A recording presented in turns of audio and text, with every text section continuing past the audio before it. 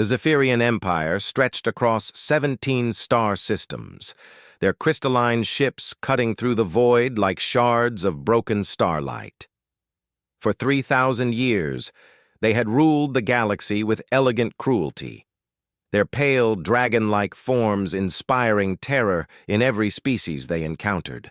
Their scales shimmered with an otherworldly luminescence, and their eyes burned with the cold fire of distant suns.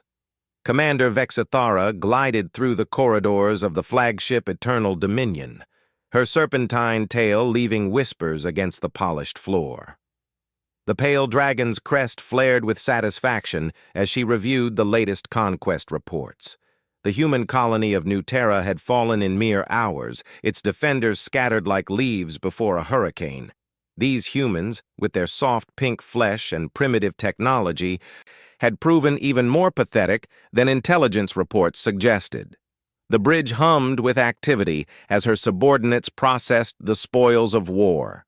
Cargo vessels loaded with human artifacts, technologies, and most importantly, specimens for the research divisions. The Zephyrians had learned long ago that studying conquered species led to more efficient methods of control and exploitation. "Commander," hissed Lieutenant Kextar, his violet eyes gleaming with anticipation. "The Science Division requests permission to begin Phase 2 experiments on the human specimens. They claim to have made interesting discoveries about their neural pathways." Vexithara's membrane-thin wings rustled with amusement. "Proceed. Ensure they extract maximum data before the subjects expire." These humans seem particularly fragile. The research laboratories of the Eternal Dominion existed in the ship's deepest levels, where screams could not reach the elegant upper decks. Dr. Yilmoths, the Empire's most renowned xenobiologist, supervised the experiments with clinical detachment. His pale scales had darkened with age, and his crest bore the ceremonial scarring of his profession. In Cell Block 7, a young human female sat huddled in the corner of her containment unit. Sarah Chen, formerly an agricultural engineer on New Terra, now bore the designation Subject 847. Her brown eyes held a defiance that fascinated her captors, even as her body bore the marks of their curiosity. The Zephyrians found human pain responses particularly intriguing, so much more complex than other species they had studied. "Increase the neural stimulation by 15%, Dr. Yilmoths instructed his assistant. "I want to map the complete pain threshold before we move to the psychological experimentation phase." Subject 847 had already endured 3 days of systematic torture disguised as scientific inquiry. The Zephyrians tested her reflexes with electrical impulses, measured her endurance with carefully calibrated pressure devices, and studied her brain activity while inflicting calculated suffering. They documented everything with meticulous precision, treating her agony as merely another form of data. But humans, the Zephyrians would soon learn, possessed qualities that did not easily translate into their research parameters. Sarah's mind retreated to memories of Earth during the worst moments. She remembered her grandmother's stories about the old country, about people who survived impossible hardships through sheer stubborn will. She thought about her younger brother David, probably dead now, and the promise she had made to their parents to keep him safe. The pain became secondary to her rage. On the third night of her captivity, as the ship's lights dimmed to simulate the sleep cycle, Sarah began to work on the molecular lock of her cell. Her engineering background had taught her to see systems, to understand how things connected and where they might fail. The Zephyrian technology was advanced but not incomprehensible. More importantly, it was designed by beings who had never encountered truly desperate innovation. Unknown to the research staff, their experiments had awakened something primal in their human subjects.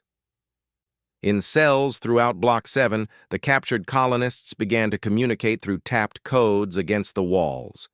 They shared information about guard rotations, about the layout they had glimpsed during transport, about weaknesses they had observed in their captors. Dr. Yilmoth's noticed the increased cooperation between subjects, but dismissed it as a stress response. In his experience, torture either broke subjects completely or drove them to futile acts of defiance.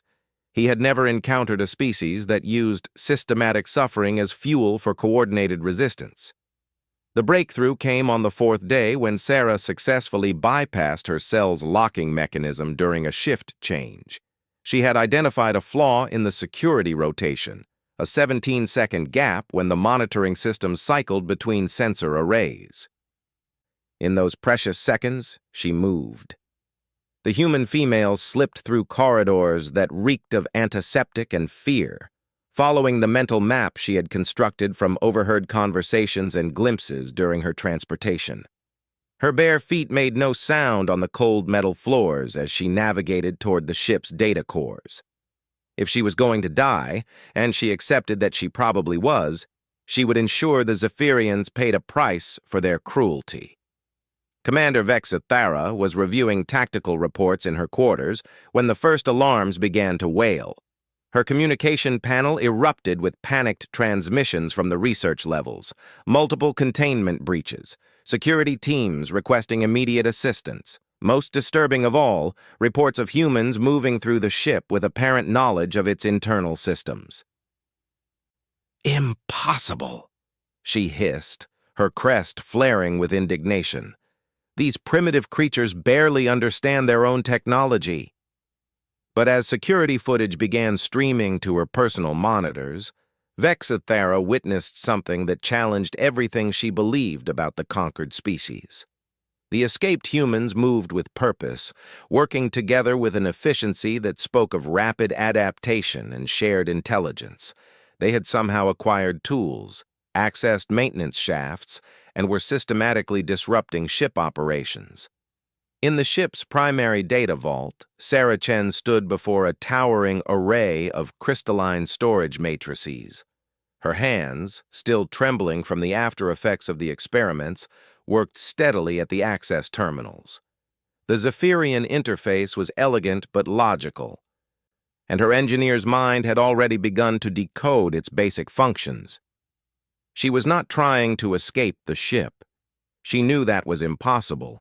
Instead, she was uploading a virus of her own creation into the Zephyrian database. A simple but devastating program that would corrupt their research data and, more importantly, transmit the location of every human colony in their files to any receivers that might be listening. If humanity was to fall to these pale dragons, at least the other colonies might have warning. The data upload was nearly complete when the security teams finally tracked her down. 6 Zephyrian guards burst into the vault, their plasma weapons charged and ready. Sarah turned to face them, her bloodied hands still working at the console behind her back. "Stop immediately, human!" snarled the lead guard, his scales brightening with aggression. "Step away from the systems." Sarah smiled, and in that expression, the guard saw something that chilled his alien blood. It was not the smile of a broken subject or a terrified prisoner. It was the smile of someone who had already won. "My name is Sarah Chen," she said clearly, her voice carrying across the vault's communication systems. "I am a citizen of New Terra, daughter of humanity, and we do not break." The upload completed with a soft chime. The guard's plasma bolt struck her center mass, and Sarah Chen fell to the polished floor of the data vault. But even as her life ebbed away, her virus spread through the Zephyrian networks like wildfire, carrying with it a message that would echo across the galaxy. Humanity had been found, but humanity would not be conquered easily. In her final moments, Sarah's thoughts turned to her grandmother's stories, to the stubborn people who refused to yield even when everything seemed lost. She had become part of that legacy now, part of the long chain of human defiance that stretched back to the beginning of their species. Commander Vexithara arrived at the vault to find her security team standing over the human's corpse, their expressions troubled. The data cores flickered with the aftereffects of the viral intrusion, and damage reports flooded in from across the ship's systems.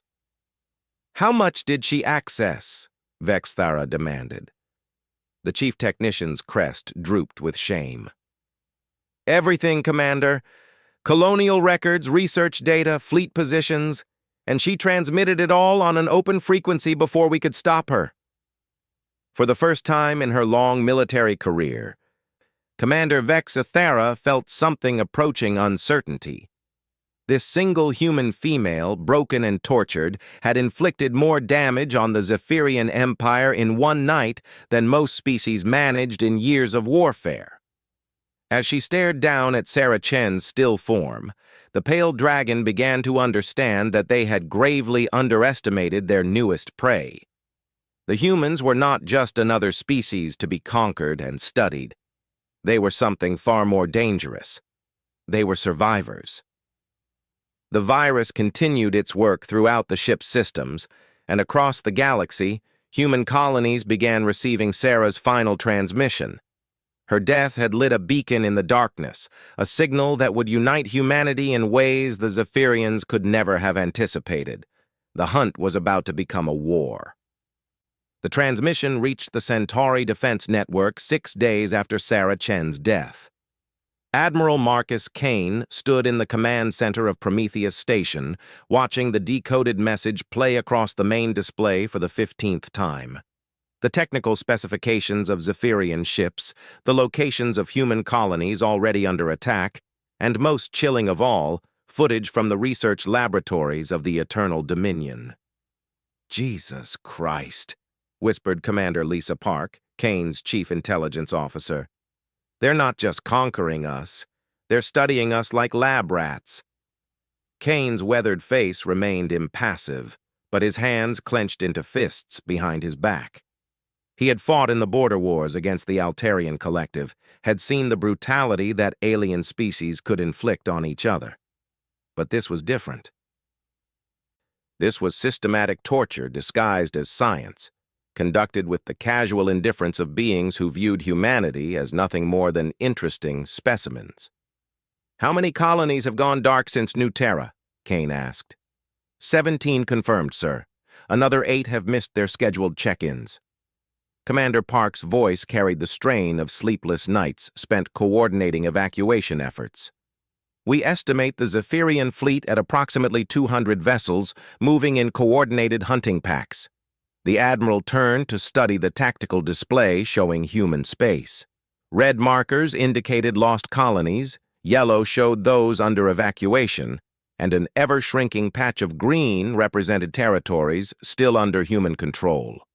At their current rate of advance, the Zephyrians would reach Earth itself within 6 months.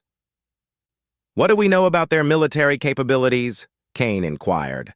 Lieutenant Colonel Sarah Martinez, the station's xeno-military specialist, stepped forward with a data pad. "Based on the intelligence from the Chen transmission, their technology is approximately 40 years ahead of our current systems. Energy shields, plasma weaponry, faster-than-light communication that doesn't require quantum entanglement infrastructure. But, sir, there's something else." Kane raised an eyebrow. "Speak freely, Colonel." "They're not used to real resistance. Every species they've conquered appears to have followed predictable patterns. Initial defense, negotiation attempts, eventual surrender. Their tactical doctrine assumes enemy forces will behave rationally according to standard military theory." A thin smile crossed the Admiral's lips. "And humans rarely behave rationally when we're angry." The War Council that followed lasted 18 hours, and produced a strategy that would have horrified any conventional military theorist. Unable to match Zephyrian technology directly, human forces would implement what Kane called the Honey Badger Protocol, a campaign of absolute ferocity that prioritized inflicting maximum damage over preserving human lives. Captain David Chen had been on leave when New Terra fell. Sarah's younger brother had spent the intervening weeks in a haze of alcohol and self-recrimination, drowning his survivor's guilt in the bars of Titan Station. The transmission changed everything. When he saw his sister's final moments, when he heard her declare her name and heritage before dying, something crystallized in his mind with perfect clarity. He walked into the recruitment office still reeking of whiskey and signed up for the newly formed Special Operations Division.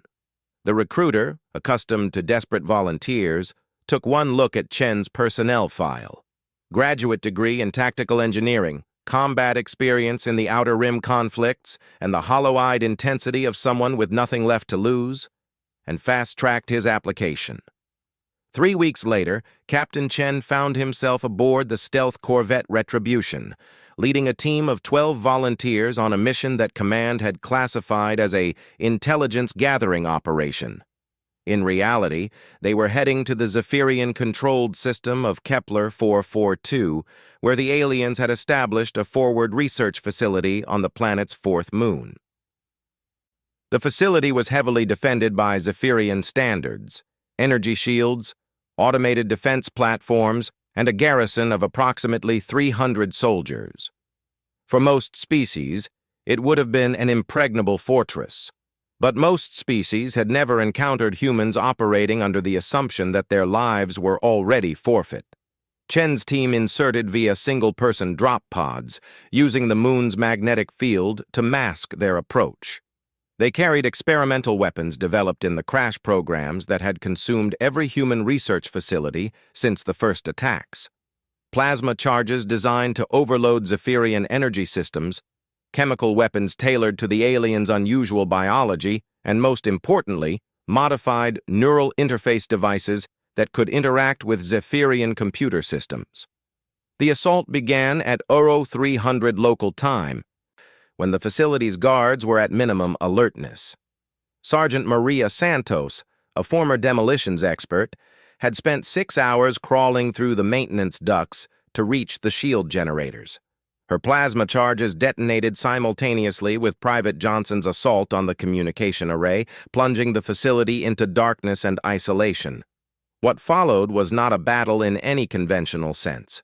It was a carefully orchestrated nightmare designed to shatter Zephyrian assumptions about human behavior. Chen's team moved through the facility like ghosts, striking without warning and vanishing before response teams could arrive. They used the aliens' own research equipment against them, turning medical scanners into weapons and reprogramming automated systems to attack their former masters.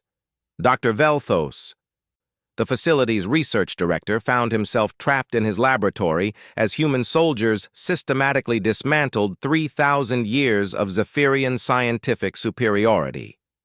These creatures, whom he had studied and categorized as primitives, demonstrated a tactical flexibility that defied all previous analysis. "Please," he hissed as Captain Chen appeared in his doorway, flanked by 2 soldiers whose faces were hidden behind tactical masks. "We can negotiate. The Empire is reasonable in its dealings with subordinate species." Chen removed his mask, revealing features that bore a striking resemblance to Subject 847 from the leaked research files. "My sister said the same thing when you had her in your laboratories. Do you remember her? Sarah Chen, agricultural engineer. 26 years old?" The Zephyrian's crest flattened against his skull as recognition dawned. "The escape incident at New Terra Processing, that was merely scientific inquiry. We meant no—" "You meant no cruelty," Chen interrupted. "You were just following protocols, gathering data. I understand." He gestured to his soldiers, who began connecting their modified interfaces to the laboratory's computer systems. "We're here to gather data, too." What the human team extracted from the research facility would fundamentally alter the course of the war. Complete Zephyrian star charts, military communication codes, biological weaknesses that could be exploited, and most crucially, the location of the Empire's core systems, where their leadership made decisions from comfortable distances. But Chen's team also left something behind, a virus far more sophisticated than Sarah's desperate upload. This one was designed not to destroy Zephyrian databases, but to infiltrate them, to watch and learn and report back to human intelligence networks. Every time a Zephyrian commander accessed tactical information, every time they reviewed research data or planned new attacks, human analysts would know about it within hours. The facility's destruction, when it came, was swift and complete. Chen's team had rigged every major system to overload simultaneously, turning the entire complex into a massive bomb. As their extraction ship accelerated away from the moon, Captain Chen watched the explosion light up the lunar surface and thought about his sister's final words. "We do not break," he whispered into the comm channel, knowing that Zephyrian listening posts would intercept the transmission. Across human space, the message from Kepler 442 ignited a fury that surprised even Admiral Kane. Civilian populations demanded immediate conscription into military service. Industrial facilities converted their production lines to manufacture weapons without waiting for government contracts. Scientists worked around the clock to develop new technologies based on the captured Zephyrian data.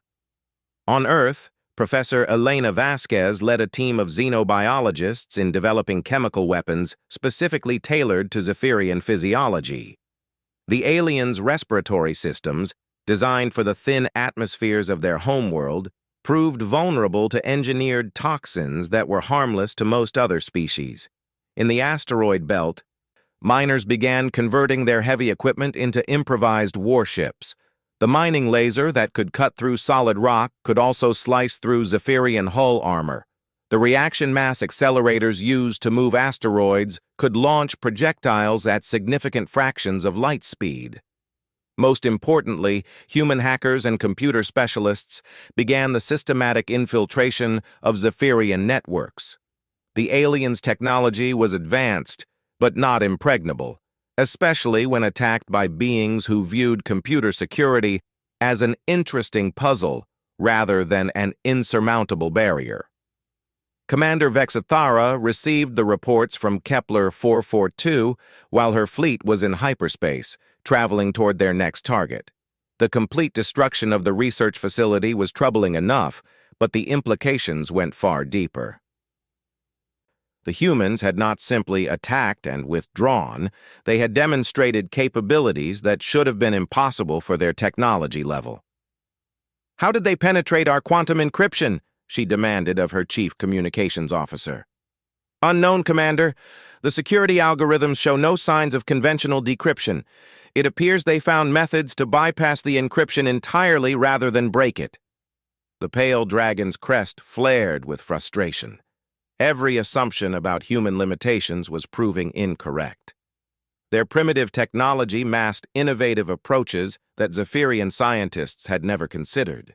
Their emotional responses, initially viewed as weakness, provided motivational drives that sustained performance beyond all logical parameters.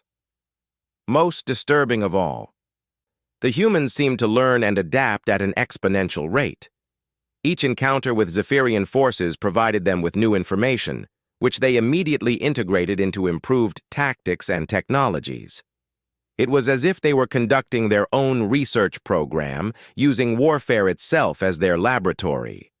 The next attack came 3 days later, against a Zephyrian supply convoy traveling through the Ross 128 system. This time, the humans didn't even attempt to board or capture the ships. Instead, they deployed what appeared to be simple communication satellites that attached themselves to the Zephyrian vessels' hulls. The satellites turned out to be quantum viruses, self-replicating programs that spread throughout the convoy's computer networks within minutes. They didn't destroy the ship's systems, they took control of them. Weapons turned on their own vessels. Navigation systems randomly changed course. Life support began cycling atmosphere in patterns that created psychological stress among the crews. By the time Zephyrian technicians managed to purge the viruses, the convoy had been scattered across half the system, with several ships damaged beyond repair and their crews suffering from what human psychologists would have recognized as induced anxiety disorders. The pattern repeated across a dozen different systems. Humans struck without warning, using tactics that defied conventional military analysis. They turned Zephyrian technology against itself, exploited biological and psychological weaknesses, and demonstrated a willingness to sacrifice everything for even minor tactical advantages. But the most unsettling development, from the Zephyrian perspective, was the apparent coordination of human efforts across vast distances. Despite lacking the Empire's advanced communication infrastructure, human forces seemed to share information and coordinate strategies with impossible efficiency. What the aliens didn't understand was that humanity's greatest weapon had always been its ability to form communities under pressure.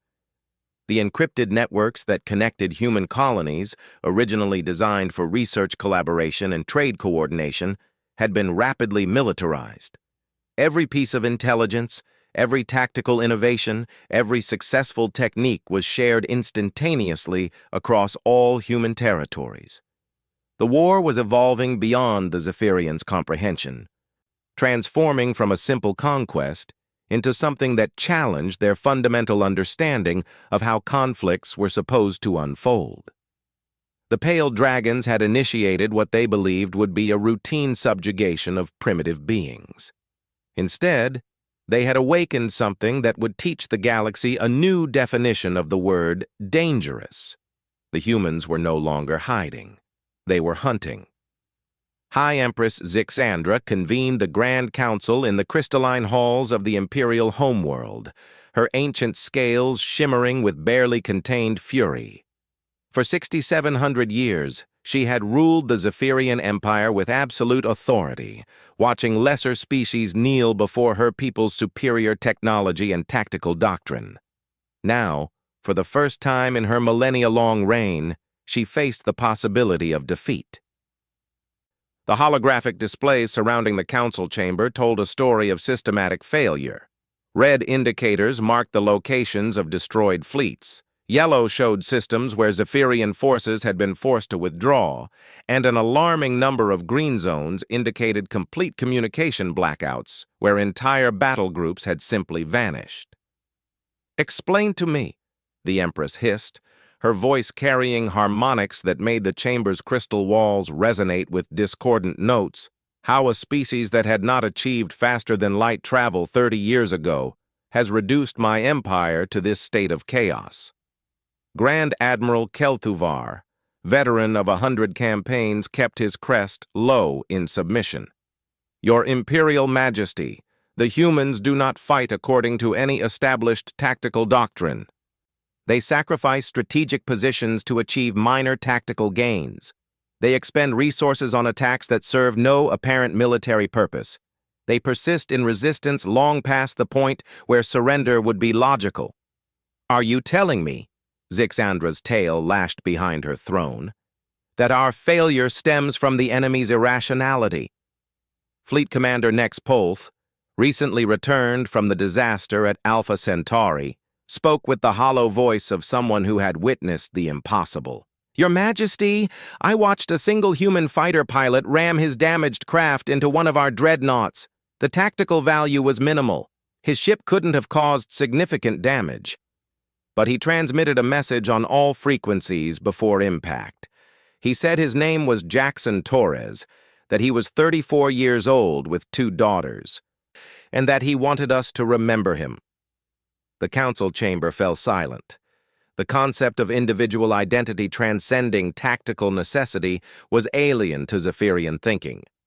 "And," prompted the Empress, 3 days later, every human we encountered shouted his name before engaging in combat. They had turned his death into a psychological weapon, using the memory of one pilot's sacrifice to enhance their own combat effectiveness. We have no countermeasures against such tactics because they contradict all rational behavior patterns." What the Zephyrian leadership couldn't comprehend was that humanity had transformed warfare into something beyond their experience. Every human death became a rallying cry. Every defeat was analyzed for lessons that improved future performance. Every tactical innovation was shared across the species' entire military structure within hours. Dr. Sarah Kim, formerly a xenoanthropologist at Terra University, now served as Admiral Kane's chief strategic analyst. Her insights into Zephyrian psychology had proven invaluable in developing psychological warfare techniques that exploited the aliens' rigid hierarchical thinking.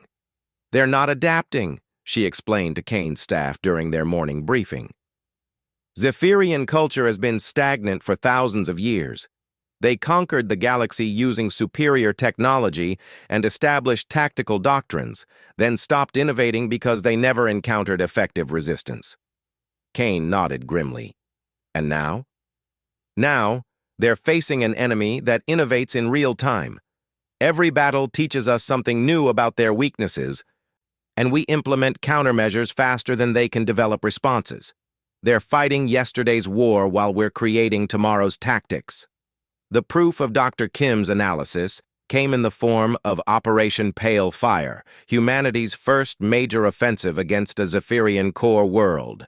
The target was Veltharion Prime, a heavily fortified planet that served as the Empire's primary research and development center. Captain David Chen, now promoted to colonel after his success at Kepler 442, led the advance reconnaissance team. His mission was considered impossible by conventional standards: infiltrate a planet defended by energy shields, automated orbital platforms, and a garrison of 50,000 Zephyrian soldiers. Chen's solution was typically human in its audacious simplicity. Instead of attempting to penetrate the planetary defenses, his team would convince the Zephyrians to lower them voluntarily. The operation began with what appeared to be a conventional human attack on the system's outer sensor platforms. Zephyrian defenders responded according to established protocols, deploying their fleet to intercept the human forces at the system's edge. The resulting battle was fierce but brief.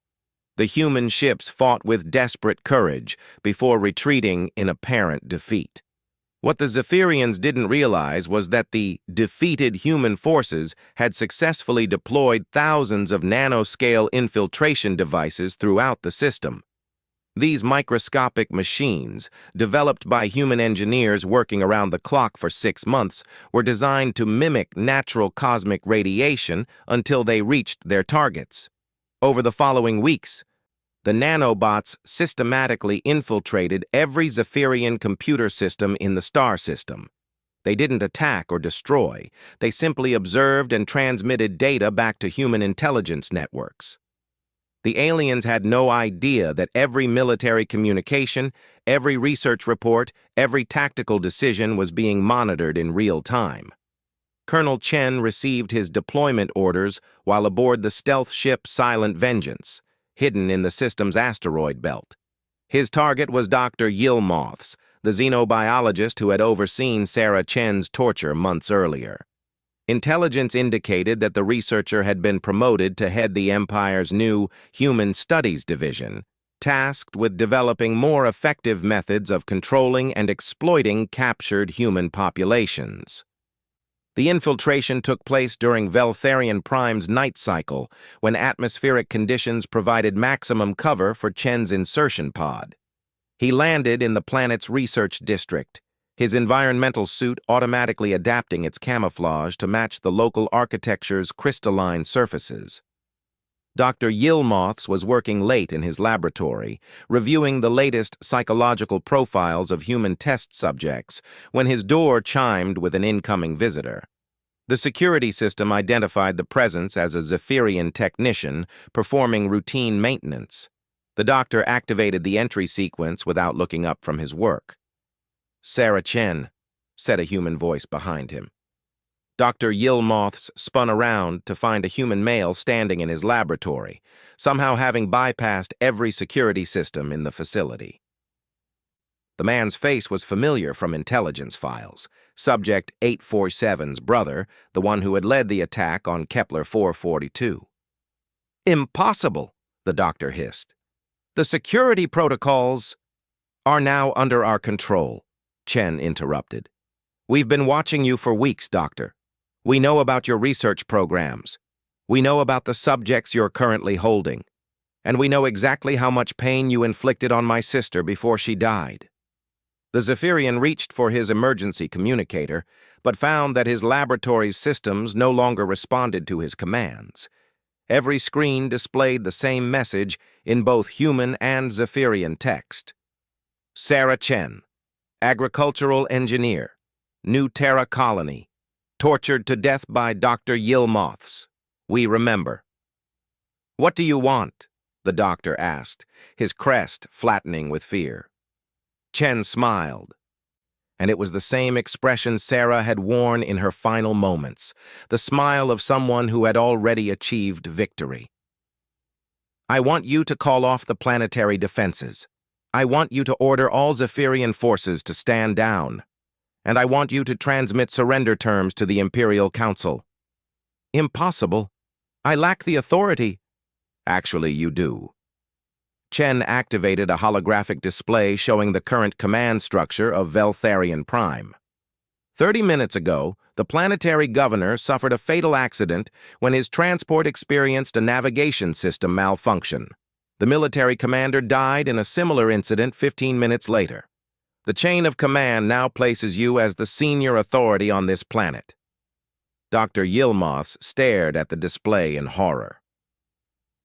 The accidents had been precisely timed to create a power vacuum that elevated him to a position he was completely unprepared to handle. You cannot expect me to surrender an entire world to preserve my own life. I'm not threatening your life, Doctor.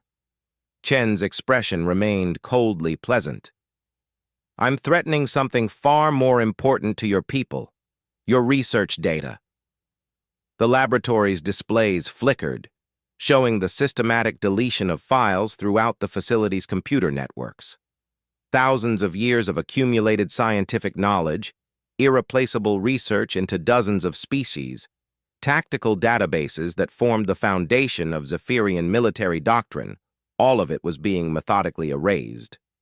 Stop this immediately! Dr. Yilmoths lunged for the manual override controls, only to find them unresponsive. The deletion will continue until you transmit the surrender codes, Chen explained. You have approximately 10 minutes before the process becomes irreversible. After that, this facility will contain nothing but empty storage matrices. The doctor's hands shook as he accessed the planetary communication systems. The choice was impossible. Surrender the planet and face execution for treason, or watch the Empire's most valuable research facility become worthless. But the decision was made easier by a final transmission that appeared on his personal monitor. It was surveillance footage from his own laboratory showing the final moments of Subject 847. Sarah Chen's defiant smile as she uploaded her virus, her declaration of identity before the guard's plasma bolt, ended her life. The transmission was being broadcast on every communication frequency in the system, visible to every Zephyrian soldier and civilian on the planet. My sister's last gift, Chen explained. Your people are about to learn exactly what you did to her. How do you think they'll react when they realize their government tortures sentient beings for scientific curiosity? Dr. Yilmoths transmitted the surrender codes. Within hours, human forces were landing on Veltharian Prime, meeting no resistance from Zephyrian forces who had abandoned their posts in growing numbers. The revelation of their empire's research methods had triggered something unprecedented in Zephyrian society: moral questioning of their leaders' decisions. But the true strategic victory came from what human forces discovered in the planet's research archives. Complete genetic profiles of every species in the galaxy, detailed analyses of their psychological and cultural weaknesses, most importantly, the location of every Zephyrian military installation, research facility, and government center in their 17-system empire. Admiral Kane received the intelligence package while his fleet prepared for the final assault on the Zephyrian homeworld. The data revealed that the Empire's apparent strength was largely illusory. Their forces were scattered across vast distances, their communication networks were vulnerable to infiltration, and their leadership had grown complacent after millennia of unchallenged dominance. How long until we can reach their capital system? Kane asked his fleet commander. With the captured star charts and access codes? 18 hours, sir. Make it 12. I want to be in orbit around Zixandros before they have time to organize effective resistance. The final battle of the war took place in the crystal cities of the Zephyrian homeworld, where the Empire's leadership had retreated to their deepest bunkers. But even those fortifications proved useless against human ingenuity. Engineering teams, led by specialists like the late Sarah Chen's former colleagues, found ways to turn the planet's own infrastructure against its defenders. High Empress Zixandra made her final transmission from the ruins of her palace. Her once magnificent scales dulled with defeat and exhaustion. Around her, the crystalline spires that had stood for 10,000 years lay shattered by human weapons that turned their own resonant frequencies against them. "We underestimated you," she admitted in the message that would be broadcast across the galaxy. "We saw your technology and assumed we understood your capabilities. We studied your biology and thought we comprehended your nature. We were wrong." The camera panned across the devastation, showing human soldiers moving through the ruins with the methodical precision of a species that had learned to wage war against impossible odds. They carried weapons cobbled together from salvaged alien technology, wore armor that bore the names of fallen comrades, and advanced with the inexorable determination of beings who had refused to break under the worst that the universe could offer. "You do not fight like any species we have encountered," the Empress continued. "You do not surrender when defeat seems certain. You do not negotiate from positions of weakness. You adapt, you persist. You remember your dead and transform grief into weapon. We cannot comprehend such behavior because we have forgotten what it means to face extinction." The transmission ended with the Empress extending her formal surrender to Admiral Kane, but her final words would echo throughout the galaxy long after the Zephyrian Empire had fallen. "Beware the pale dragons, she who would conquer the humans. For they do not break, and they do not forget, and they will teach the universe new definitions of both mercy and vengeance." In the months that followed, human colonies began expanding into former Zephyrian territories. But unlike their predecessors, they came as liberators rather than conquerors.